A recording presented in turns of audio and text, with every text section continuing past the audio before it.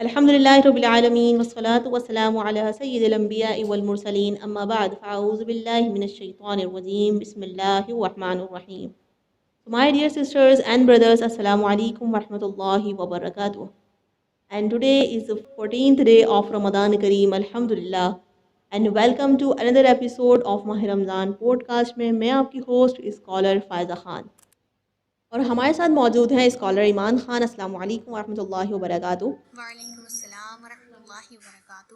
آج کا ہمارا ٹاپک نماز وطر کے حوالے سے ہے، جو کہ سوشل میڈیا پر ناؤ ڈیز کوئی بھی رینڈم پرسن آتا ہے اور اپنے آپ کو رائٹ اور باقی سب کو رانگ ثابت کرنے کی کوشش کر رہے ہوتے ہیں، جو کہ ہماری آڈینس جو ہے وہ بہت زیادہ پریشان ہو جاتی ہے کہ کیا جو آج تک ہم نے نماز وطر ادا کی ہیں کیا وہ سب رانگ تھیں، کیا وہ سب غلط ادا کی ہیں ہم نے. اینی ویز ہمیں ایک کلپ سائن کی گئی ہے جس میں کہا ہے کہ ہمیں اس پہ آنسر دیں. تو پہلے ہم کلپ دیکھ لیتے ہیں، دین پھر ہم ڈسکس کریں گے آگے نا. ساری زندگی وطر کی نماز غلط ادا کرتے آ رہے تھے ہم.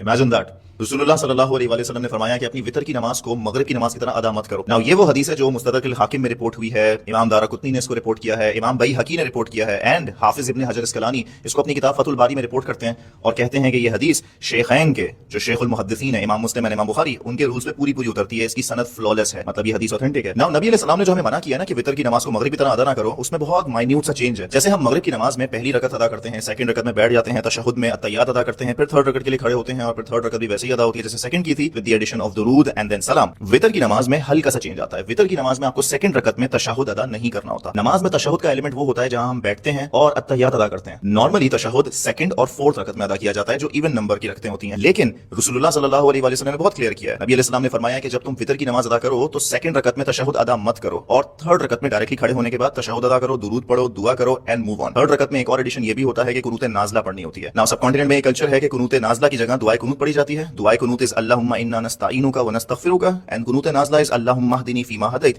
یہ دو ڈفرنٹ دعائیں ہیں. بچپن سے ہمیں بتایا جا رہا ہے کہ سیکنڈ رکعت میں بیٹھنا ہے، تحیات پڑھنا ہے، پھر تھرڈ رکعت میں کھڑے ہونا ہے اور پھر تھرڈ رکعت میں رکوع میں جانے سے پہلے دعائے قنوت پڑھنی ہے. لیکن نبی علیہ السلام کی سنت تھی کہ وہ قنوت نازلہ پڑھا کرتے تھے. نبی علیہ السلام کی سنت تھی کہ وہ سیکنڈ رکعت میں بیٹھتے نہیں تھے، تھرڈ میں ڈائریکٹلی کھڑے ہو جایا کرتے تھے تاکہ مغرب سے اپنی وطر کو ڈیفرینشیٹ کر لیں. انفیکٹ نبی علیہ السلام کی سنت تو یہ بھی تھی کہ وہ دو رکعتیں وطر کی ادا کیا کرتے تھے، سلام پھیرتے تھے اور اس کے بعد ایک سنگل رکعت ادا کیا کرتے تھے بیکاز وطر لٹرلی مینز آڈ. لیکن ہمیں تو ساری زندگی بتایا ہی یہی طریقہ کیا تھا. اگر ہم نے غلط نماز پڑھی ہے تو اس میں ہمارا کیا فالٹ؟ ہمارا فالٹ یہ ہے کہ ہم نیگلیجنٹ تھے، ہم نے علم حاصل نہیں کیا. نبی علیہ السلام نے ہم پر علم حاصل کرنا فرض رکھا تھا، ہر مرد اور عورت پر فرض کیا تھا. سو اس سے پہلے اگر ہم غلط نماز پڑھ رہے تھے تو ہماری نیگلیجنس تھی. اللہ مہربان ہے، رحیم ہے، الغفار ہے، الغفور ہے، معافی مانگے معاف کرے گا. لیکن صحیح طریقہ جان لینے کے بعد بھی اگر آپ وطر کی نماز غلط طریقے سے، خلاف سنت طریقے سے ادا کرتے ہیں تو یہ نیگلیجنس نہیں ہے، یہ اگنورنس ہے.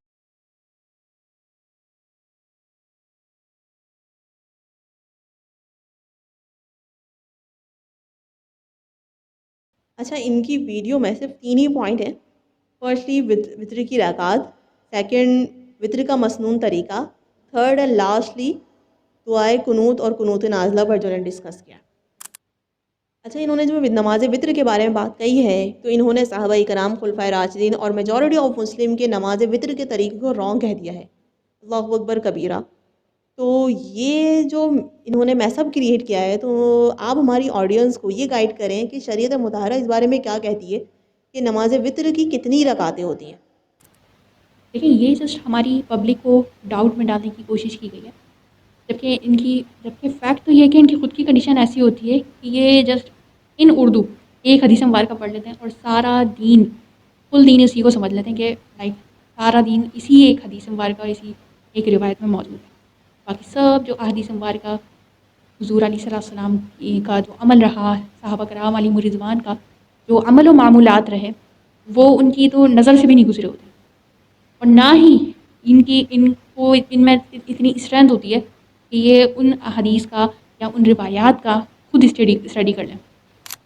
ایز یو سیڈ، انہوں نے خلفائے راشدین، صحابہ کرام علیہم رضوان، میجورٹی آف مسلمس کو رانگ کہہ دیا. تو ان فیکٹ اس پہ حضور علیہ السلام کی احادیث مبارکہ موجود ہیں، صحابہ کرام علیہم رضوان کا اس پر عمل موجود ہے ہمارے پاس، خلفائے راشدین کا اس پر کا جو طریقہ تھا ان کا وہ ہمارے پاس موجود ہے. الحمد للہ تعالیٰ کہ جس طرح ہم نماز وطر ادا کرتے ہیں وہ سنت مبارکہ سے ثابت ہے. Right. First of all keep this in mind. احناف کے نزدیک وطر واجب ہے. سم ٹائمس ہمیں وطر کے 2 رکعت 7 9 اینڈ 13 رکعت تک ہمیں روایات ملتی ہیں. اب یہ نفل تھی، دیٹس وائی یہ اس میں ان کی تعداد میں جو تھا وہ اختلاف رہا ہے. بعد میں حضور علیہ السلام نے اس حکم کو، نفل کے حکم کو منسوخ فرما کر وطر کو، نماز وطر کو واجب قرار دے دیا.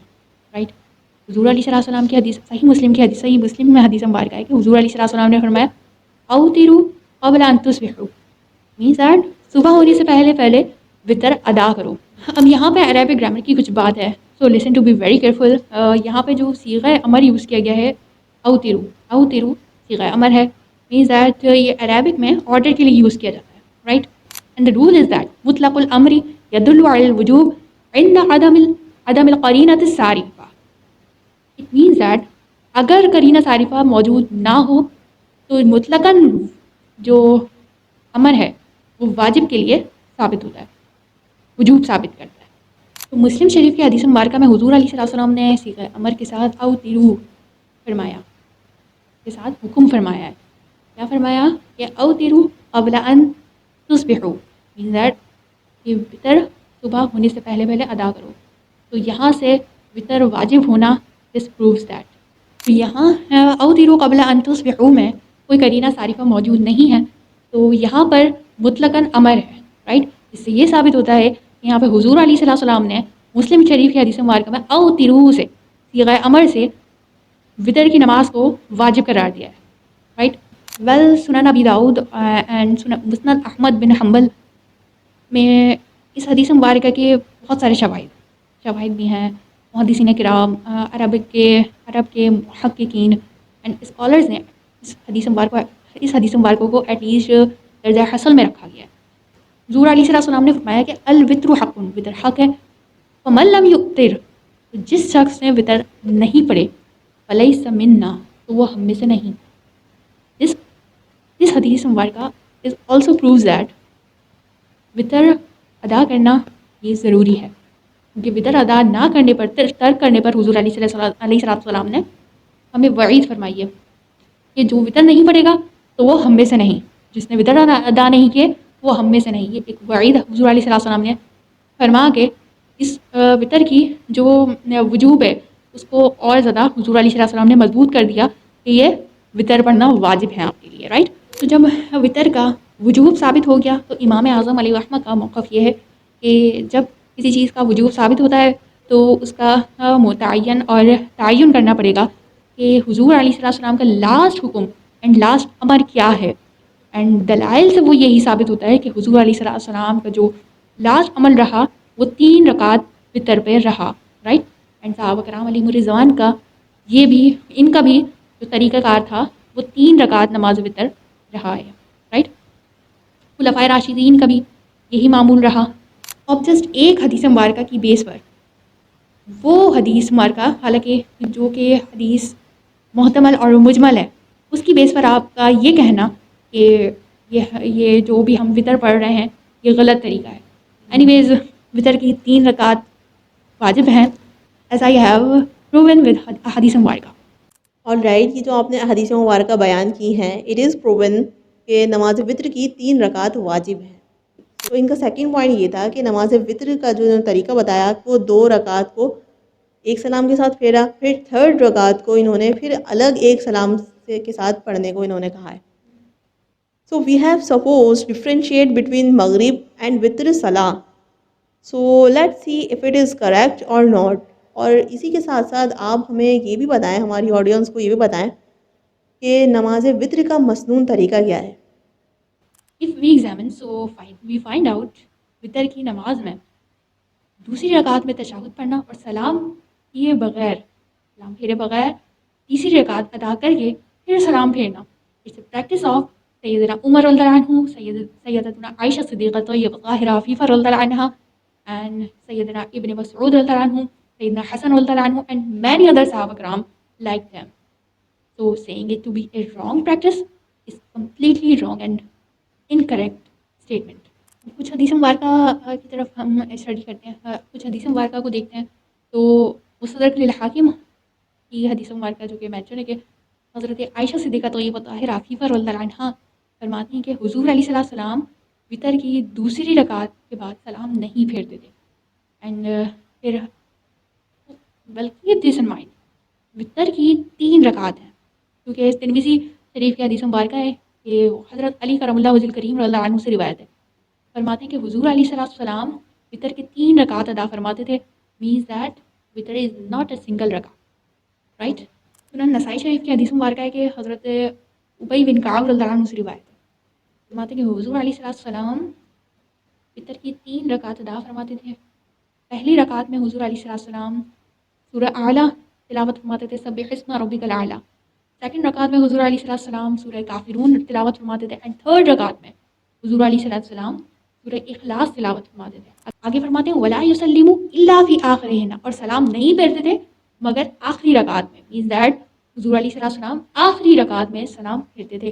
تو یہاں پر بالکل کلیئر ہو گیا کہ حضور علیہ السلام لاسٹ وطر کی لاسٹ رکعت میں سلام پھیرتے تھے، سیکنڈ رکعت میں سلام نہیں پھیرتے تھے. تشہد پڑھ کے اگین کھڑے ہو کر اور پوری تھرڈ رکعت پڑھتے تھے اور لاسٹ رکعت میں سلام پھیرتے تھے، رائٹ. پھر معنی الاثار کی حدیث مبارکہ ہے علمنا اصحاب محمد او علمون او تیرو مثل صلاۃ المغرب. فطر کی نماز حضور علیہ السلام کے جو صحابہ کرام تھے انہوں نے ہمیں یہ تعلیم دی، یہ سکھایا کہ وطر کی نماز مغرب کی طرح ہے. Yes exactly. تو آگے فرماتے ہیں غیر ان نقرأ فی الثالثہ but the point of difference is that we recite the سورہ ان دی لاسٹ رکعت. آلرائٹ. تو that's how we differentiate between مغرب صلاح اینڈ وطر صلاح. تو جو یہ بات کہہ رہے ہیں کہ وطر کی نماز مغرب کی طرح نہیں ہے اور وطر میں 2 سلام، وطر کو 2 سلام کے ساتھ پڑھنا ہوتا ہے، ادا کرنا ہوتا ہے، تو یہ جو انہوں نے حدیث کا ریفرنس دیا ہے فرسٹ، تو وہ میں نے جیسے کہ آپ کو بتایا کہ حدیث مبارکہ وہ محتمل حدیث ہے، مجمل حدیث ہے، رائٹ. تو یہ حدیث مبارکہ یہاں ویلڈ نہیں ہے. All right. ان کے کلپ کا تھرڈ پوائنٹ یہ ہے کہ حدیث مبارکہ سے قنوت نازلہ ثابت ہے. اسے بھی آپ ایکسپلین کر دیں. قنوت نازلہ کے بارے میں اگر ہم بات کریں تو قنوت نازلہ حضور سید عالم علیہ السلام صحیح بخاری کی حدیث مبارکہ ہے حضور علیہ السلام نے just for a single month قنوت نازلہ پڑھی تھی، اور وہ بھی فجر کی نماز میں، ناٹ ان وطر صلاح، رائٹ. تو وطر کے ساتھ قنوت نازلہ کو خاص کر دینا یہ درست نہیں ہے.